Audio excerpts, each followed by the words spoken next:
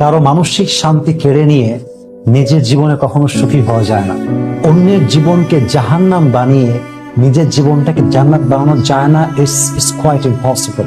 আল্লাহর না একটা নেচার আছে, যদি আপনি কারো জীবনের শান্তি কেড়ে নেন, আল্লাহ আপনার শান্তি কেড়ে নেবে। যদি আপনি কারো মনকে অকারণে ভেঙে দেন, আপনার মনটা কেউ না কেউ অন্যায় ভাবে ভেঙে চুরে চূর্ণ বিচূর্ণ করে দিবে। বাইরে বান্দার হক বড় সেন্সিটিভ।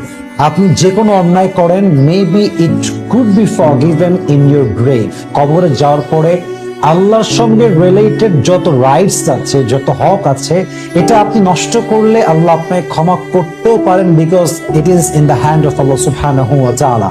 এটা আল্লাহর হাতে আছে। যদি আপনি বান্দার হক নষ্ট করেন, এটা যে আপনার জন্য কবরে কত বড় আফসোসের কারণ হবে, you have no idea about it. কবরে যাওয়ার পরে যে কোনো গুনাহ মাফ হতে পারে, বাট আপনি যদি কোনো বান্দার হক নষ্ট করেন, কারো জীবনকে অশান্ত বানায় দেন, কারো জীবনকে জাহান্নাম বানিয়ে দেন, কারো জীবনের খুশি কেড়ে নেন, কসম আল্লাহে, আল্লাহর কসম করে বলছি, যতক্ষণ পর্যন্ত সেই বান্দা আপনাকে মাফ না করবে, ক্ষমা না করবে, আপনার এই গুনাহ কখনো ক্ষমা হবে না।